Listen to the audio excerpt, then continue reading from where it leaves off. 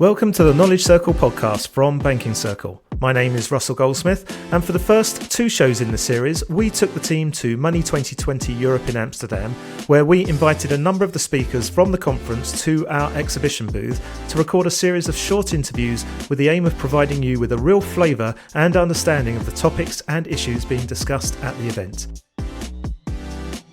In this episode, you'll hear from senior representatives of Booking.com, Mastercard, EMPSA, Marqeta, Payoneer, Shopify, Trezor and GoHenry, as well as Banking Circle Group's own Chief Growth Officer.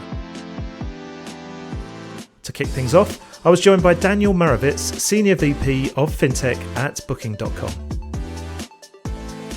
Daniel, you were doing a keynote today. The session addressed the question of whether embedded finance can deliver for e-commerce and retailers. What conclusions did you reach in your talk? Well, look, I think, first of all, just great to be here. Thanks for the invitation. I think, embedded finance, if you walk around Money20, you'll see on lots of booths, embedded finance, so-and-so is doing embedded finance, whatever solutions. And so the question is kind of, what does it actually mean? What is it about? And I guess my takeaway really is this. We had a period of time with this explosion of fintech product and fintech companies over the last decade or even more. And while there's lots of features and powerful functions and powerful technologies that were generated during that period, what also is kind of true is that there's a distance between merchants and their customers because you have all these different payment methods, all these different user experiences which kind of came in to deliver those new financial products. And so on the one hand, fantastic, different ways to buy and ways to pay and timing of payment and foreign exchange and all sorts of things. But on the other hand, you also have other forces, other experiences, other user interfaces which end up interpolated between a merchant and their customer. And so what I talked about today is, my view of it is that embedded finance is a way for us to have a futuristic version of the past. What I mean by that is you take all of these incredible features and products which have been developed, but in an embedded finance world, what you're able to do is actually give that power to the merchant. So it's almost as if the e-commerce merchant is sitting on top of this stack of capabilities, most of which can be done sort of underneath the water, underneath the waterline. Yeah. And so you're delivering more capability to your customer. And you're powered by all of these other companies, but those companies are kind of behind a cloak as opposed to being front and center. And so I think what it does is it makes the experience better for the customer, and it makes that relationship between the merchant of whatever flavor merchant and their customer, it makes it more intimate and kind of brings us back to earlier stage of development when, merchants and customers, even in real life, in a physical marketplace, they knew each other's names and they knew each other's families, right? And so I think the power of embedded finance is so that we can get that intimacy back, but at a distance. And how do you see embedded finance evolving then? Well, I think quickly and dramatically, I guess would be my major comment. We're at a stage where there's a lot of development across many spheres. We've seen, for example, the whole explosion of buy now, pay later and installment payments, which give a lot of power to consumers to figure out when they want to pay for things. We've had an explosion over a decade of alternative payment methods across the world. There are kind of more than 1,000 different alternative payment methods. It's not just the PayPals and the Venmos in the States or the Alipays in China. There are hundreds and hundreds of these across the world, which all have features and attributes which people like, which is why they exist, right? Nature abhors a vacuum, and they have features that consumers orient towards. That's also, in a sense, kind of a form of embedded finance. But I think now what we're starting to see happen is that on the merchant side and the B2B side, the kind of early payment credit capabilities, which we often think about as core banking, that's starting to enter into what merchants can do with their suppliers, right? And you don't need to be just a gigantic Amazon.com to do it. There are loads of vendors even here at this conference today that would love to plug some capability into your site and give you the ability to service your suppliers in interesting ways. Yeah. Now we're at a very busy conference. Is there any other trends that you've spotted? Anything that's like highlighted for you in terms of the marketplace or e-commerce in general? Yeah, look, I think there's always a proliferation, and I've been coming to Money20 in various guises for years. Obviously, cybersecurity in various forms is a topic that never dies. It's the never-ending arms race, and that's in strong evidence here as well across many different things. I think what's new, perhaps, or newish, is there's an enormous number of companies here that are focused on various parts of decentralized finance, so-called DeFi, blockchain, and crypto, of course. Interesting to see next year, after a bit of the crypto washout we've had over the last month, whether quite all of these companies make it through the crypto downturn. I think that will be interesting. I think there's going to be quite a lot of separating the wheat from the chaff in that space over the coming months and quarters. But certainly, at least today, there's a lot of guys out there who want to help you with integrating crypto and blockchain solutions into your traditional e-commerce structures. Yeah, indeed. Now, Booking.com's fintech business unit was set up last year. What was the thinking behind that? Really two major themes, right? So the first is we have a traditional flywheel. We kind of think about it in the Amazonian terms of a flywheel. So what's the really simplistic booking flywheel? We've got fantastic hotel supply. Because we've got fantastic supply, better than anybody else, we get lots of travelers who come to us because this is the place to buy it. Because we get lots of travelers, hotels want to give us more supply, and thus it spins, right? That's the kind of traditional so-called flywheel model. And when we set up FinTech, we had two objectives. Objective number one, help that traditional simple flywheel of booking spin faster, cheaper, better. And then goal number two is to create novel sources of revenue using financial product. And so we're after really both of those elements. And so how do you envisage Booking.com's fintech strategy changing in the future? Well, we are maybe an unusual company in the e-commerce space. We're kind of considered a top 10 e-commerce player regardless of category. But until 6 or so years ago, we actually really didn't do any payments. So we ran through what we called the agency model, where we essentially served as a giant marketing and distribution system. But the payment was taken, if we talk just about hotels, we of course sell lots of other travel products, but just to keep it simple, the hotel processed the payment of the traveler, and we invoiced the hotel after the fact for our commission. And that was kind of how the business model worked. So we've been going through a period of really dramatic business model retooling over the last 4.5 years. We've gone from less than 3% of the business where we were involved in the payment to more than a third of the business were involved in the payment. And that's on the back of a growing business, right? And that scale is going to continue to come, right? So we're scaling pretty dramatically, and we're scaling our products, we're scaling the team in fintech. A shout out to fintech people who are looking to build an interesting career in embedded finance. We've got a lot of things that we're doing. Exciting science. Well, listen, good luck with all that. But for now, Daniel Marovitz, thank you for joining the podcast. Thank you very much. Appreciate the time. So I'm now joined by Eimear Creaven, President of Western Europe at Mastercard. Eimear, thank you so much for joining us at a very busy and very loud Money 2020. What talking points and trends have you noticed so far at the event? Firstly, good afternoon, Russell. It's lovely to be here with you. And it's fantastic to be back here at Money 2020, finally in person, and great to see so many people here and so many businesses here. I think what we're seeing this year is really a hyper focus on how to support businesses and consumers to make payments, to make them easily, really accelerating all things digital and looking forward to the new platforms and the new trends. So how can open banking affect and support payments? How are we doing in the space of the new payments, whether it's cryptocurrencies? I listened to a talk earlier on today on NFTs. So really exciting changes coming, but the focus is on consumers, the focus is on businesses, how we help them digitize. Okay, well, let's pick up on that then in terms of the consumers, because I'm keen to understand how you think consumer behaviour is changing with regards to making payment and also on their day-to-day finances. Well, we've just come off the back of 2 years of the pandemic when, with lockdown, everyone was pushed online in a way that really they hadn't been previously. So the technologies have been there for some time, whether it's, in the physical world, contactless technology, or in the online world, supporting people to shop in e-commerce and m-commerce. And we've just seen a mass acceleration of all of these technologies. If you think about how you shop today, the physical world and the digital world are clashing, and retailers, big and small, have to be prepared for that. Consumers might start their experience in a shop, but they might finish it online or vice versa. And we have to be able to support this knocking of physical and digital together. And we've seen consumers really lean into these technologies. I mean, whether it's e-commerce on your mobile device, we're now talking about algorithm commerce. It's really moving very quickly, and our ambition is to sit behind, support the payment experience, partner, where appropriate, and sit at the center of that and offer people a simple, easy to use, safe way to pay, regardless of the channel that they're in or the environment that they're in, and make sure that they continue to have that confidence to do so, and give them choice, however they want to pay, wherever they want to pay. You've touched on a number of technologies, and there is a lot for consumers who are not in this industry to get their head around. I mean, do you think they're ready to embrace things like crypto, open banking, and buy now, pay later? Well, there's no doubt in my mind that some of these trends that we've seen, they're going to push into the future. They're possibly going to change shape as they do. They'll evolve as consumers' needs evolve.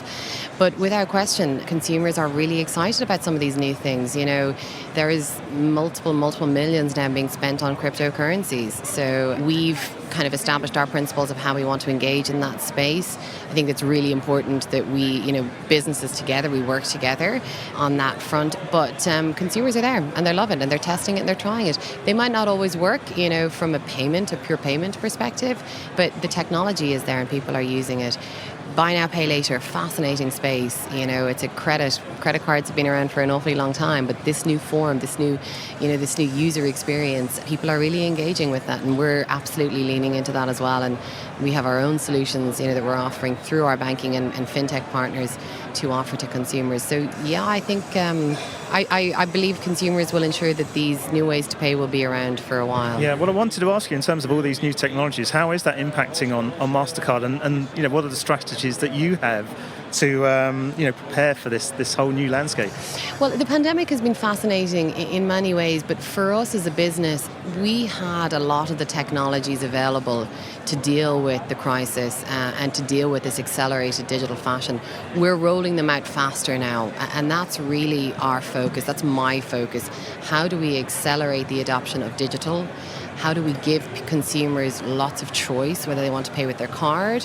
Consumers now aren't just buying, but they're also sellers. So making sure that they can use their card to buy and sell, whether they want to pay with their bank account, whether they want to pay using an open banking feature, whether they want to pay with cryptocurrency. Enabling that choice, that full breadth of choice for consumers is really important, but not forgetting that the principles of safe and secure, good user experience, and applying the appropriate regulations. We have strong customer authentication now in Europe. It's important that we adapt that, but that it's frictionless for consumers. So we're thinking about all of that, and we're just accelerating it and pushing it through our partners so that consumers understand it and then use it and play with it a little bit more. And obviously it's great to be back at a physical event. We're hopefully out of the pandemic now. So in terms of spending patterns, what are you seeing post-pandemic, and also during this ongoing cost of living crisis? Well, what we saw during the pandemic was that people were saving because they weren't able to purchase and consume as much. So they have built up a nice nest egg, and there's a real ambition to spend. People want to spend, and they want to particularly have experiences. So getting back on the road, traveling with their families, traveling with business, as we see here, that's really back. So we're seeing things start to come back to pre-2019 levels in a great way. But of course, the crisis in Ukraine since February has definitely had an impact on consumer confidence. It's low at the moment. People are very concerned about inflation, but they're still spending. So there's a little bit of a disconnect between their concerns and the patterns that we're seeing. And that will take some time, I think, until we see what happens with the situation and how things roll out. But for today, I think people are confident they're back and enjoying being in physical spaces and being here together. Okay, well, we'll have to get you back to see how things pan out. But for now, Eimear, Creaven, thank you so much for joining us. Thanks, Russell. So I'm here with Søren Mogensen, Chief Growth Officer of Banking Circle Group, and Chris Pirkner, CEO of EMPSA. Gents, you were on stage yesterday announcing a very exciting new partnership. Before we talk about that, Chris, tell us a little bit about EMPSA. Thanks much for having us. And indeed, it's quite an exciting experience, because what we've launched is a way to make mobile payment in Europe work. Now, what's EMPSA? EMPSA is an association of the 15 premier mobile payment solutions across the continent. Some of your listeners might know Swish from Sweden, or Twint from Switzerland, or MobilePay from Denmark, or Vipps from Norway. I could go on. There's 15 of them all across Europe, comprising 90 million payers. And what we have done is we've gotten together to form EMPSA, the European Mobile Payment Systems Association, and we have figured out how to allow each other to use each other's networks. So very concrete, it would mean a user from the scheme Twint, a Swiss solution, should be able to pay in the network of another scheme, let's say Blue Code in Germany and Austria. So it's like the SIM cards that we know that roam in other territories. The same way we want to enable payment roaming between these distinct and local European solutions. And that's what EMPSA does. We have been founded, we've done proof of concepts, we've done legal and commercial and a lot of technical work to enable these rules and rails. And now what we announced was that the first group of solutions, namely Twint from Switzerland and Blue Code from Austria and Germany, have been putting this live into action with real people and real money moving. And that announcement, these two schemes have chosen Banking Circle to provide a critical role in the experience that we'll focus on later. Perfect. Well, that leads me nicely on to bring Søren into the conversation then. Just explain a little bit more about Banking Circle's role within this partnership. Absolutely. So first of all, we're very excited to be part of this. This is a new European cross-border payment method, and we're very pleased to be enabling this with our rails. Banking Circle is an ecosystem. At our core, we have Banking Circle Bank. Well, the Banking Circle Group is an ecosystem, and the Banking Circle Bank is at the core of that, delivering payments, accounts, and FX. Now, around that is a rich set of propositions within cards payments, buy now, pay later, account-to-account payments, and lending, and much more. So this ecosystem of payments and financing is something that we would want to deploy to as many use cases as we possibly can, demonstrating and testifying the strength of our platform, the strength of this independent platform that is integrated into the major currencies of the world, and thereby able to deliver payments in a fast and cost-effective way. Now, this opportunity here is actually the opportunity, exactly as Chris says, to bring together domestic mobile payment systems into what has got to happen, what has been inevitable, that these would come together in a European solution. And we've been waiting for that to happen ever since Barclays launched Ping It and Danske Bank launched MobilePay. We've been waiting to see that these would come together across Europe and actually deliver some kind of interoperability.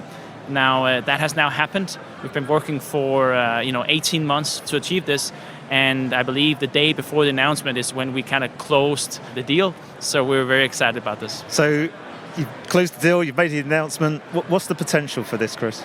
So in the beginning, as we said, out of the 15 member schemes, 2 will start off. So Blue Code and Twint, having several million users who go across the border, will be able to pay using this infrastructure. So Banking Circle's role is to provide the foreign exchange service for this, right? Or to settle the monies between the schemes. And so the potential is, of course, that as we see more and more of our QR code users traveling into the other territory, that more and more volume for these cross-scheme payments take place.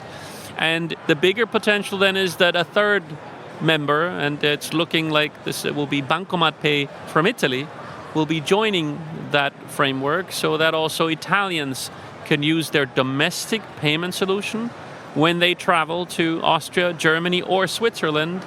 And at the same token, that Swiss people or Germans or Austrians can travel to Milano and buy an espresso using their local wallets.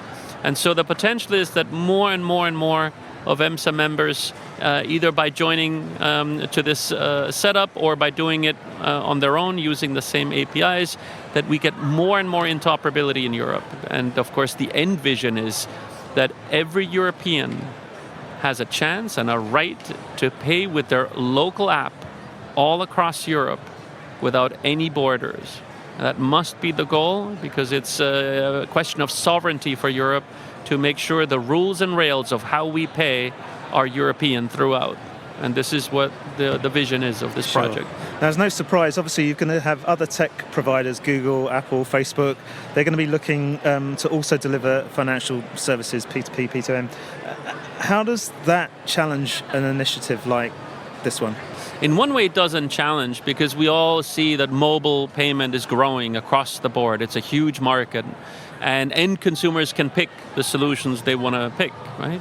But we see in many of the EMPSA countries that these local solutions have market shares of 70, 80, sometimes even more than 90% of the population using the domestic payment solution.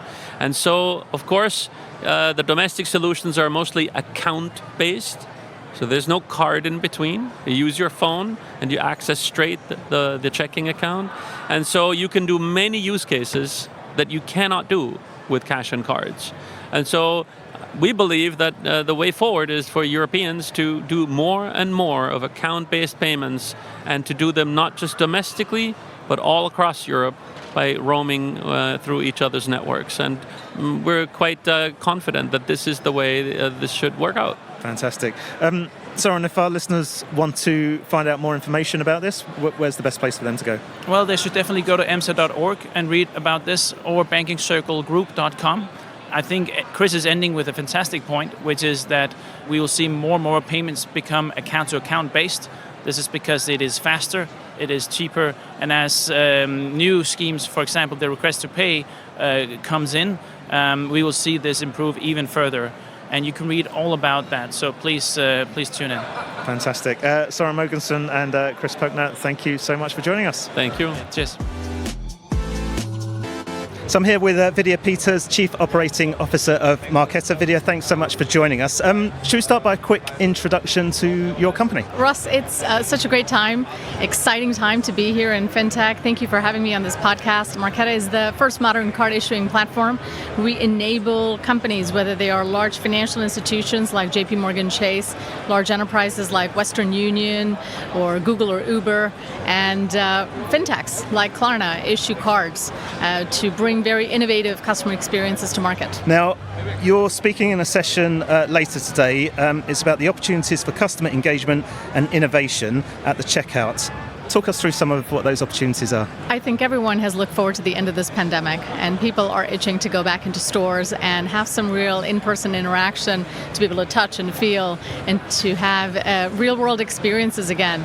And the point of sale has now become a wonderful place for people to return to, except digitization has come to the point of sale, where it's not just the end of an experience now, it's the start of a customer experience. And a lot of companies are grappling with the question of, how do I make this as seamless and delightful as possible? It's not about the weight of the checkout line, but it's about how seamless that payment experience is and the breadth of payment options that you can make available to your customer at that point of sale. So lots of great innovation happening at what we thought is a very old form of an experience. So can you talk us how that's going to work then at the start of that point of sale? Yeah, absolutely. So we just launched, in partnership with Klarna, a product called the Klarna Card, which enables any consumer. So you and I could walk into a store with a card that looks no different from the cards you and I have in our wallets, except we can swipe it and immediately choose to pay in installments over time. So think about, there's no friction, there's no permission, there's no pre-approval that has to happen in that checkout line, no embarrassing forms that need to be filled out. But say I walk into a Home Depot and I want to pay for that home renovation in 4 installments, I can do that with a Klarna Card. That is a new type of innovation that has happened at the point of sale that's never happened before. It's so seamless, there's no element of friction or question for the customer.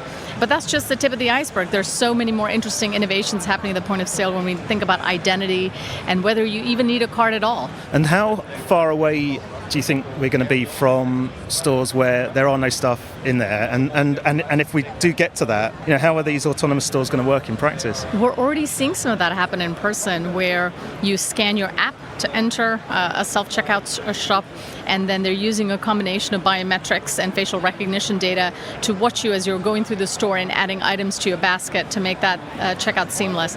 Now imagine if we didn't even have to have an app. Imagine if you could wave your palm as a very unique identity, and that biometric information is tied to your most favored payment method on the back end.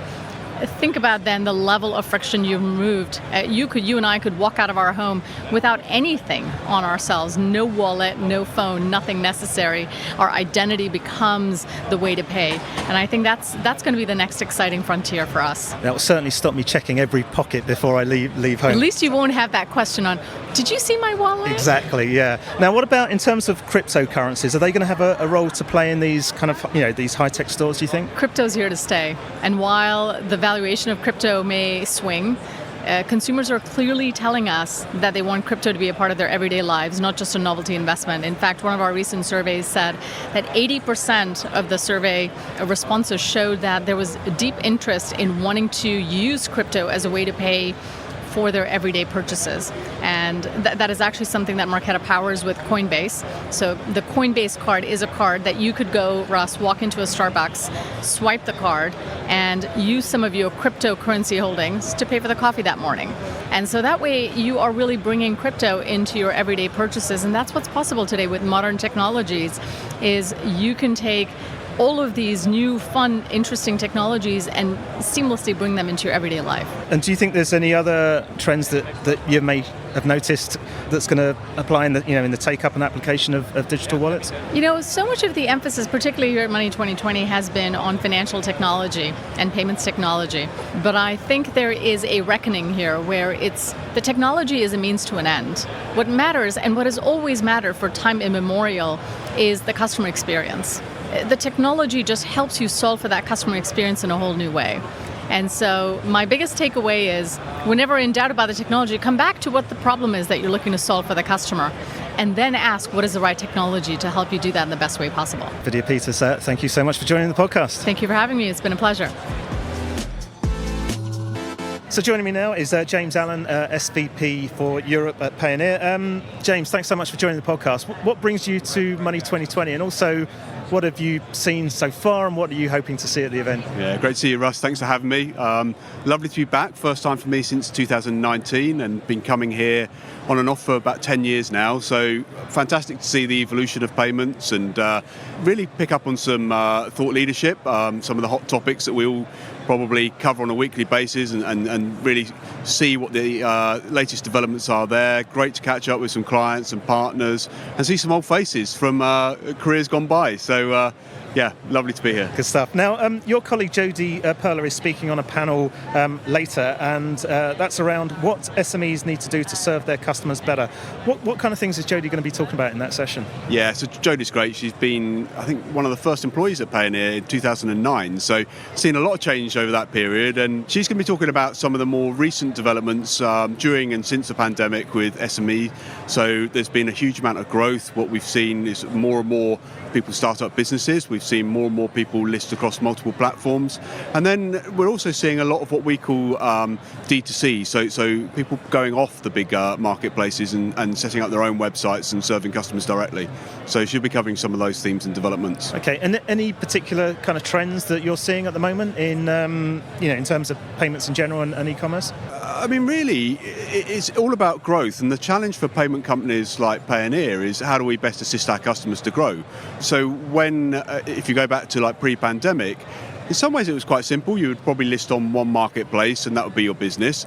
And because of supply chain issues, because of just the explosion of opportunity, people are now just thinking about multiple marketplaces, multiple countries, and doing it directly. So there's a lot of variety there, and for us it's very much about hand-holding the customer throughout that journey. And in terms of challenges, what challenges do SMEs and e-commerce sellers face in this space? I mean, setting up a business is the easy part. So going global, there's a lot to navigate there. So whether it be regulation, whether it be tax, whether it be cultural specifics. So we try and partner with a lot of firms that can remove some of that heavy lifting, that are doing it for others on a quite a large scale. So that it's probably growing pains. It's all nice problems to have, but how do we fast track some of those early kind of hurdles? Would you say some of those challenges are more pronounced in emerging markets? Maybe the opposite in a way. I mean, there's a huge amount of innovation coming from the emerging markets that probably the developed world world it's learning from. When you think about it in simple terms, if you're an e-commerce seller or an SME based in the US, you've got a huge domestic market to serve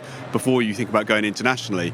Whereas if you're in a smaller country like Serbia, it's international first. So there's more innovation probably coming out of the developing world than the developed world in this area. Tell us, let's just finish off then. How does Payoneer help businesses across the world? Yeah, so it's very much being with them throughout this growth experience. Some of it is more hygiene factors, like for us it's payments, so making the global payment as easy as a local payment, and that can be through setting up a currency account or FX management. And then as they get a bit more mature and their needs get a bit more complex, it's what we call value-add services, so things like capital advance and most recent development has been a checkout product to help them on direct-to-consumer propositions. Good stuff. Listen, James, Alan, thank you so much for joining us. Enjoy the rest of the show. Enjoy those catch-ups with those old colleagues and new partners, etc. Wonderful. Great to see you. So I'm now joined by Tui Allen, Product Director at Shopify. Tui, thanks so much for joining us. Let's start with a quick introduction to the company. Yeah, thank you for having me. It's an honor to get to speak with you.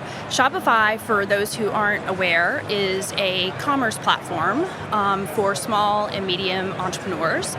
We like to think of ourselves actually as like an entrepreneuring platform and really sort of building the infrastructure for commerce. We tend to play a behind-the-scenes role, but many of your favorite independent entrepreneurs, creators out there that you're purchasing from, typically are using the Shopify platform to actually to push their brand and promote their brand. What have you seen so far at Money 2020? Anything that's impressed you, and also what are you hoping to get from the experience over the next day or two? First of all, it's so fun to be back in real life. I'm sure, yeah. Still sort of weird, you know? It is a bit, isn't it? Like, you're like, oh, small talk, what is that again? It's also really inspiring, and you get to just sort of like share experiences, share what's going on in the industry. As representing Shopify, we're global, and so we have a presence all over the world, and so it's really important for us to kind of like understand a little bit about what's happening in the fintech space and just in general in markets that are outside of North America, which is where a lot of our kind of base is. So for me, it's been really interesting at the conference to just hear sort of what's happening across Europe, what are sort of the trends, you know.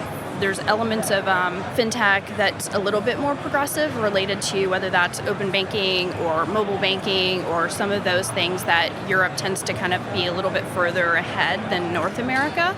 So it's been good to see sort of a little bit more what's happening there.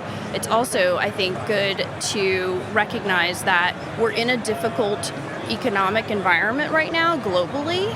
But it's also, I think, an opportunity for some real innovation, and sometimes sort of like the carbon getting crushed and the diamond sort of comes out. And so I think there's been actually a lot of really encouraging sort of conversations about the opportunities that maybe we have to get a little more precise about where we solve problems and how we solve problems, but there's some significant opportunities that are going to come out of this kind of interesting global and challenging economic environment that we're in right now. Now, you're actually speaking at a session tomorrow. Can we get a sneak preview of what you're going to be talking about? Yeah, I'm really looking forward to it, so hopefully we'll have a bunch of folks join. We are going to be chatting about small, medium entrepreneurs and businesses in terms of how they leverage fintech solutions to help promote their brand. We'll touch, of course, on embedded finances. We'll touch a bit on how they can make the customer experience more delightful through leveraging some of these financial and embedded embedded financial solutions. I know for Shopify, we've got lots of great things that we'll be sharing in terms of how we view the importance of fintech in the customer experience. Now, you gave us a quick intro to Shopify, but explain how you're a fintech. Yeah, that's a great question. Yes, it's actually kind of an interesting debate, which I actually love to have, which is like, is Shopify really a fintech? And I like to say we're actually really far down that fintech journey in that you get to a place where when people don't realize you're a fintech, but you actually have all these deep embedded fintech capabilities across your platform, you're the best possible type of fintech. If I talk about through the lens of a merchant, our customer, running a business, right? So many people think of Shopify as it relates to running a shop or running a commerce presence and being a commerce company. But the reality is to run a business, you actually have to manage finances and you have to manage operations. And for the average entrepreneur or business owner, those are not the things that they wake up every day saying like, yay, I'm going to go reconcile the books, or yay, I'm going to figure out how to like manage my cash flow. But those are the things that ultimately make them survive and ultimately are the critical must-do. And so at Shopify, what we're really focused on is actually making those challenging sort of experiences invisible.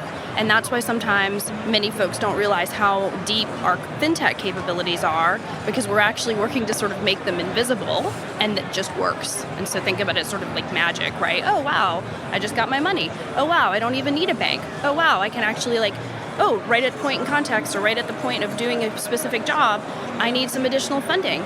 Amazing. There's now this offer from Shopify Capital for me to take advantage of this. Oh, they know that I'm going to need additional inventory.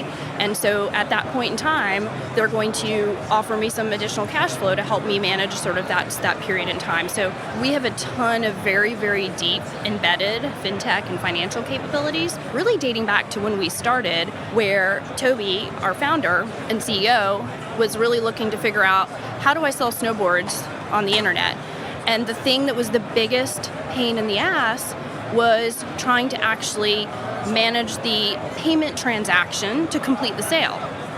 And so early on, we actually tried to figure out how to solve that problem, which is making frictionless transactions on the internet and embedding deep payment capabilities and embedding a very, very user-centric. We're incredibly focused on high quality user experience, but a high quality user experience for checkout. So that's where we got our start as it relates to fintech. And then as we've been growing and expanding our presence and really trying to help merchants not only run their shop on Shopify, but run their entire business on Shopify, we've been embedding financial capabilities across the suite of what is required to run a business. It's interesting how many startups grow out of the fact that the founder couldn't find a solution for something and they end up building it themselves, and then that suddenly becomes the business, isn't it? Yeah, it is. It's totally fascinating. Yeah. One of the things that's interesting about Shopify is that we, different than other commerce players out there, we try to play a very background role. And I think that comes through in everything we do. And so your question about, is Shopify a fintech company? I think most don't realize that because we, one, play a background role, even just as it relates to commerce, and really we're powering millions of merchants across the world, but most and many don't know really and realize that the best brands that they're buying from, independent brands, are actually using our platform. And the same holds true for a lot of the fintech capabilities, and that we've just deeply embedded those, thinking about Toby and trying to solve that unique problem. There are so many and have been so many sort of clunkiness in trying to run an online business, and then ultimately we're now actually really focused on both taking online and actually going brick and mortar and connecting the dots with retail and really looking at ourselves as sort of like the retail operating system of the future. And let's just finish off. Any other key trends that you're spotting in e-commerce in general at the moment? Multi-channel is huge. So I just actually touched on our focus on being the retail operating system of the future, including our focus on POS, which of course is a ton of fintech components aside to POS, right? But as it relates to multi-channel, we are hyper-focused on making sure that our merchants and their buyers can access goods, services, capabilities from wherever they are. And so that's deep partnerships with Google, that's figuring out how to get very innovative with the partnerships we have with TikTok. So, we know that that's kind of the future of buying. It's all through social channels, it's through relationships with influencers, building capabilities to actually support brands, entrepreneurs, and influencers is a really cool area that we're focused on, and leveraging all these different channels, which across the globe are becoming more and more critical. Another interesting thing that we're really excited about is the work we're doing around NFTs, and so blockchain and NFTs. As you can think about, especially like loyalty brands where there's a ton of affiliation or and the world of retail is very much like this. If you kind of take it back to, we're in Europe, like take it back to the Chanel, et cetera. It's all about this brand loyalty, right? Well, NFTs give you this ability to kind of create these sort of brand experiences, membership experiences, and loyalty experiences.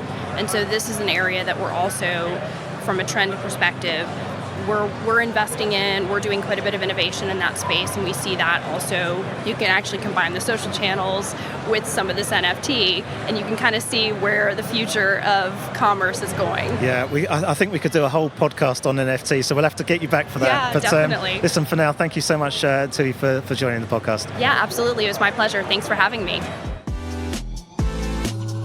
So I'm now joined by Didier Lallemand, CEO of Treezor. Didier, thank you so much for joining the podcast. Let's start with a quick introduction to the company. Yeah, hello everyone, happy to be here. So Trezor is one of the European leaders in the bank as a service. So we offer a platform for both corporate and fintechs in order for them to develop their business models all across Europe. What's been your impression so far of Money20 this year? Well, it's very good to be here again. I was here last year. It was good also after this pandemic, but really this year the strength is back. Everyone's here, so everything is looking like it used to be with a lot of energy. So it's a great being here and seeing all their friends, corporate and fintech's partners. Great stuff. And any trends in particular that you've seen in fintech so far? Well, I would say it looks a little bit like last year. A lot of payments, of course, still a very big topic. A lot of crypto also.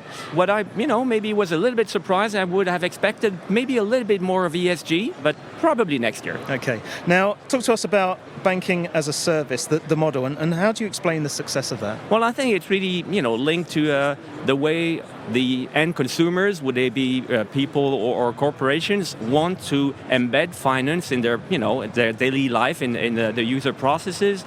The bank as a service model is really allowing fintechs, but corporates also, to embed finance in their processes. So it's allowing people not to have to go to a dedicated office or dedicated branch in order to do the financial part of what they're going to be doing, which is, buying stuff. It's really putting that in the middle of the process, and that's really becoming, the normal way of doing things. So your offer is mainly as a tech company? Well, yes and no. Of course, we offer, a very nice tech platform, but we are also a regulated entity. And what we offer our clients, especially our fintechs, is the ability to launch their products and launch their offer without having to go through this process of, being themselves regulated. So they're relying on our license, and we, are in the end responsible for the KYC. We're responsible for all the compliance processes, the filtering of flows and that kind of thing. So it's really a complete offer, the technology, but also regulation and compliance that we offer to our clients. Talk us through, who are the customers that your services offered at? So our model is really giving our customers, which are corporates, the ability to offer their own services to either individuals or other corporations. So it's a B2B2B or a B2B2C. So our clients are fintechs first, neobanks, but also, in the different lines of service, mobility, for example, with the new mobility cards that are emerging a lot, but also corporates, big corporates who want to facilitate, for example, e-merchants, facilitate the processes. We are allowing them to issue cards. So, for example, big corporates who want to have their own cards branded on their name. So it's really a mix of fintechs on one side, corporates on the other. How do you see the service evolving? Well, it's, again, embedded finance, getting into more and more processes and having more and more corporates getting in. Fintechs are already big, and they have been our first clients historically when we started. And now we are evolving. We're expanding in Europe, so serving more fintechs, and also the fintechs that we have allowed to grow and scale are expanding in Europe, so we're accompanying them there, but also getting into a lot of corporates who want to create those, financial portions of their processes. Now, I want to ask you about the acquisition, because you were acquired in 2019 by Société Générale. What has that meant for Trezor? And also, it'd be interesting to know how you work together. So the rationale of the acquisition was really two-sided. On one side, Trezor wanted to expand its offering, for example, in credit or in insurance, which are products that Trezor cannot, produce by ourselves. We cannot hold on our balance sheet some credit lines. So having Société Générale and all the businesses of Société Générale allows us to offer our clients through our platform, through our API, those services. So it's really strengthening our offer and having a one-stop shop for our clients. And on the other side, Société Générale is also launching new products that require bank as a service. For example, the Société Générale network in France wanted to launch an offer for teenagers, which is something that you see in neobanks today, but they wanted to do it, and in order to do it in the way that is suitable for those clients, they had to go with a bank as a service model. So we, Trezor, are powering the offer for the retail network for those teenagers. Exciting times. Love to talk more. I know we're short for time. Didier, Lallemand, thank you so much for joining the podcast. Thank you very much. So I'm now joined by Louise Hill, co-founder and COO of GoHenry. Louise, let's have a quick introduction to GoHenry. Thank you. GoHenry is a prepaid debit card and financial education app for kids aged 6 to 18. And we operate across the UK and the US and have well over 2 million customers, still growing. Amazing. Now, you spoke earlier today in a session called What Can You Teach Me? And it was about the lessons challenger banks can learn from the more established ones. How did that go, and any key sort of points that were discussed? It was a good conversation, a slightly unusual angle. I think that the question that's more often asked is, what can the incumbent banks learn from the challengers? So good to kind of invert that. And I think some of the topics we covered were looking at some of the challenges that some of the neobanks have had recently in terms of compliance regimes and compliance controls, was looking at how the established banks have nailed that and kind of built that into their infrastructure from day one, whereas perhaps some of the challenger banks and fintechs have not done that so much. And as they scale and grow, that becomes has to become an inherent part of how they build their structure. So that was probably the main topic. And then I think also the lessons that can be learnt from scaling a business and how you have to kind of change your infrastructure and change your organization structure as you grow and move from that terribly lean level playing field to having more layers in the organization, but without falling into the trap that perhaps we think the incumbent banks have done, where that leads to a loss of agility and speed of decision making. And outside of the things that you were discussing in that session, is there anything else that you think fintechs need to be thinking about in terms of their offerings to their customers? I think it's more of the same. I think what's massively important is listening to customers, testing the water all the time to see what the customers want and making sure that your service is honed to deliver that. Personalization, really making sure that you're serving the demographic that you've set out to serve and serving them well. You gave us a nice kind of overview of what GoHenry does in terms of providing those prepaid debit cards and financial education, the app for children. What advice can you offer on how to communicate with children about financial services? That's a question I often get asked, and I think absolutely the most important thing is talk to them. Talk to your kids about money. It's as an English person standing here today, it's not something English people tend to be terribly comfortable doing, and a lot of other cultures do it better. But talk to them, involve them, let them understand. Whether it's making a game of it in the supermarket when you're hunting for bargains or looking at how much a meal might cost, or for a teenager, slightly more to do with budgeting which brand of jeans they're going to choose because of the cost. But talk to them, involve them, and I think secondly, give them a little bit of money. And again, doesn't matter how much, even if it's 20 pence, give them some money, let them make the decisions about it. And if they spend it and then regret what they've spent it on, that's a lesson, and maybe next time they have 20 pence, they'll think a little bit more wisely about it. It's clearly an important issue. I mean, how would you summarise, why it's so important, and also at what age would you start those conversations? There's an amazing piece of research that was done probably 15 years ago by Cambridge University that shows without question that financial behaviours start to be set from the age of 7, which, when you think about it, is incredible that at that age it's already setting the stage for lifetime decisions about money. So we offer services from age 6 to 18, and it's never too early. Obviously, they're very different tools and different decisions you give a 6-year-old than you do a 16-year-old. But no, it's massively important. And any other trends in the sector that you see emerging, and also where does GoHenry fit within those? Trends, I think it is massively a continuation of personalisation. I think one of the things that challengers and fintechs have done is look for where there are gaps in the services that some of the more traditional providers have developed. And I would say GoHenry is one of those. There wasn't a good offering for kids. And so we've plugged that gap, and we will continue to work to fill that gap and grow it.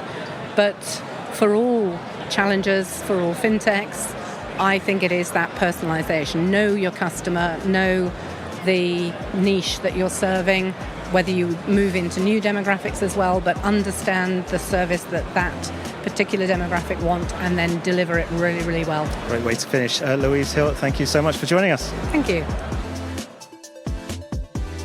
Well, that wraps up this first of 2 episodes that we recorded at Money 2020 Europe. Thanks again to all my guests who took the time to chat with us at the event. And of course, there will be a second episode to follow where we'll hear from more of the speakers from the conference. So do make sure that you look out for that on your podcast feed. If you've enjoyed the show, please do give us a positive rating and review. And if you'd like to get in touch with the team at Banking Circle, you can do that via the contact form on the website at bankingcircle.com. But for now, thanks for listening and goodbye.